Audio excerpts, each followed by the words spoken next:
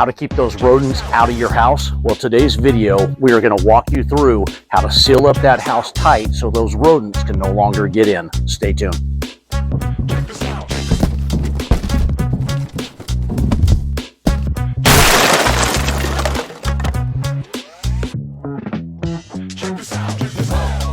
Welcome back to the channel. Craig, howtopest.com. Guys, today's video, we are doing rat exclusion. We are going to show you different options of sealing up holes that you may find at your house and just the right way to do that. Today, you're going to see that I have pure black foam. Pure black foam. This will make sense in a minute. You're going to need yourself some 10 snips. Get a good pair of 10 snips. It makes your life so much easier. And then you are going to have hardware cloth, guys. We use 1/4-inch hardware cloth. It is the easiest to work with. It will cut your fingers up, so be careful. Make sure you have gloves on like this. I would say get yourself more of a leather glove.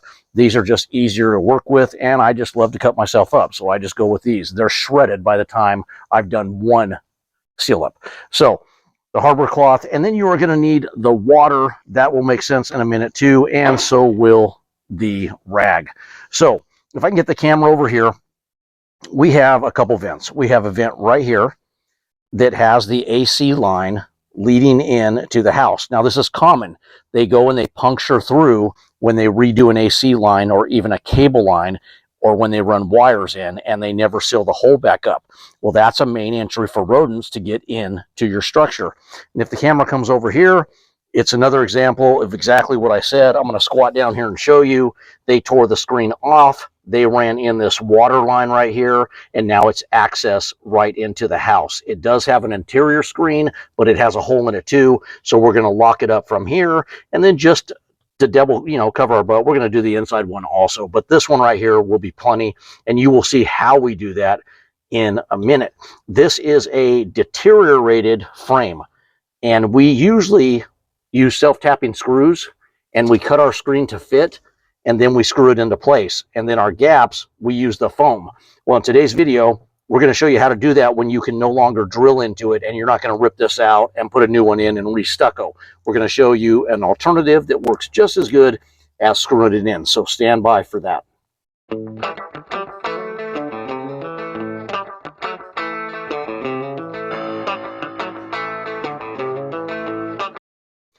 Okay, guys, we're back at the screen. So you see we have our screen in place. We cut it to fit, but we have a little bit of a gap here, and then we have up here where it's into place.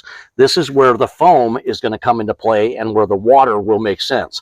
So foam loves water. Pure black foam cures better with water. Now, it's not large amounts of water. It's small amounts of water, and I'm going to show you how that goes. You're just going to put a light spurts just like that. You're going to make sure this can is shook up really well, and then you control it on the back right here. Now, you've been to Home Depot, you've been to Lowe's, you've seen that stuff called Stuff It. Comes out of a can. You cannot control it, and you hit the trigger and it just goes. I don't know if it makes that noise, but that's what it does, guys. This is a controlled process, so I just control it by turning how much I want to come out, and then I can put the stream that I want. So you just come back like this, and you put a little bit. Now you see how it's coming out real nice and slow? Okay, so I want a little more. So I open it up a little bit more. And then I'm like this.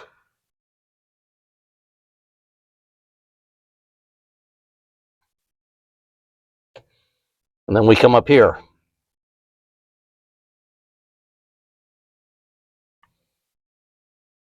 And then we do the top.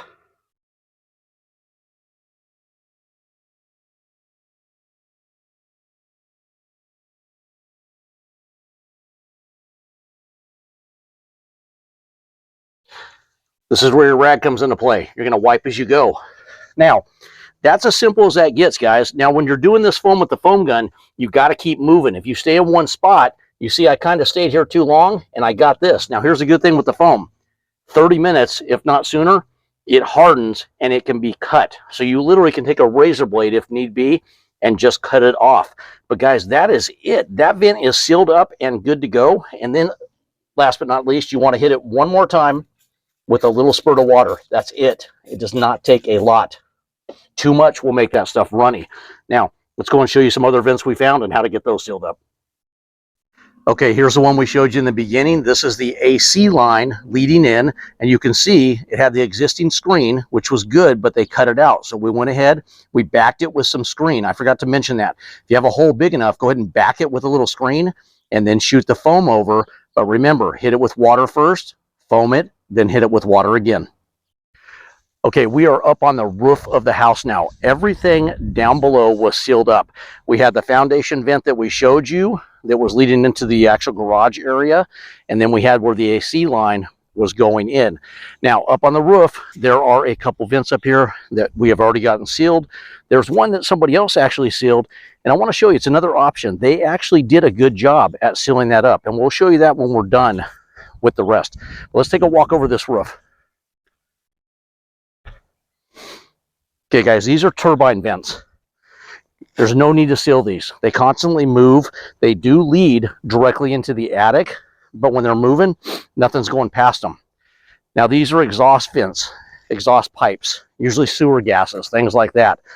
It's not a bad idea to seal those. What you would do is you would take the hardware cloth that we showed you earlier, you would cut it to fit, you would snip each of the corners after you made a little square, and then it will fold over like a package. And then what you do is you just take self-tapping screws and you just zip it into place. It is not a bad idea to seal these, even if you're doubtful that it may be the entry. It's so easy to do. Why not just lock it up? Let's continue to walk over this roof and we'll show you something else we did.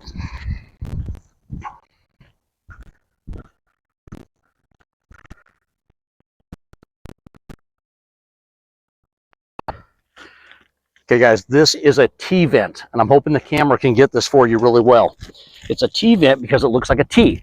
So these vents are used to breathe other pipes through, like flexible lines that are usually exhaust fans, bathroom fans.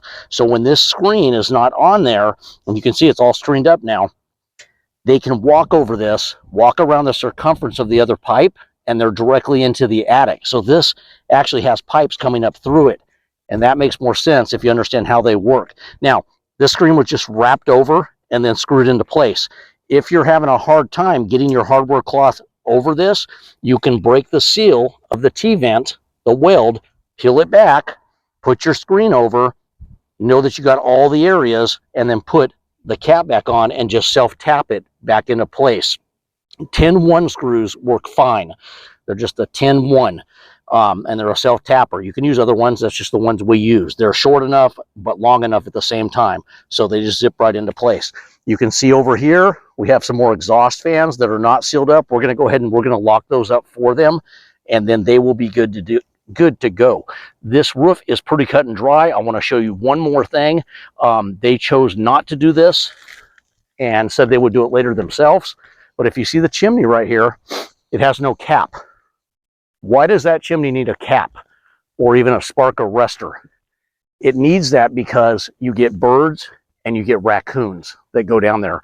The raccoons will go down there and they will sit on the flue down below, and they will actually have their young down there. And the birds go down in there and sometimes get stuck, and then we have to retrieve them out. So don't just get a chimney cap, get a spark arrestor. And I just looked out of the side of my eye over here, and I'm going to take the camera right over to that chimney right there. Do you see that, guys? That's what you want on your chimney. You want not only a cap, but a spark arrestor. So it's a 2-for-1. Okay, that's it on this roof. We are going to go down below. I want to show you what's called an eave, a soffit, whatever you want to call it. It's where the two roof lines meet. It'll make sense when we show you. It was sealed up by another company. They did a fantastic job, in my opinion, and it's another way to do it. So let's go down there and we'll show you that. Okay, guys, this is the last one. You can see this soffit, the eave. They have used a board. They cut out a piece of plywood, they sealed up the gap of whatever was going back there, and then they painted it to match. So just another way to do that. And in my opinion, it's a great way to do it because it blends in well and it's solid wood and it's painted to match, like I said. So that's it on the seal up as far as an eave goes. That's it, guys, on rat exclusion. It is cut and dry. It takes a little bit of work. You got to have a ladder, obviously. If you're going to go on the roof, if you're afraid of heights, you're not going to do it. This one was simple. It's a single-story house. Everything was just real easy to get to. We had nothing going on in the attic besides some rat trapping we did. We trapped them. We got them out. Now, I want to touch on this. In my opinion, you trap and you get the rodents out of the attic first, and then you do the seal up. Because what happens if you go ahead and you start sealing that thing up and then trapping? They don't go in your traps. They go off and die. Well, now you got to go find that bad smell. So in my opinion, give them the option to come and go, and then lock it up when you know you're rodent free in the house, in the attic, basement, wherever it may be. But a couple things you're going to need. You're just going to need that hardware cloth like we talked about. We'll put a link there on where to get this at. 1/4 inch. Remember, 1/4 inch. You can go 1/2 inch, but it's really hard to work with. So 1/4 inch hardware cloth. I get asked this a lot. Chicken wire? No, the gaps are way too big, guys.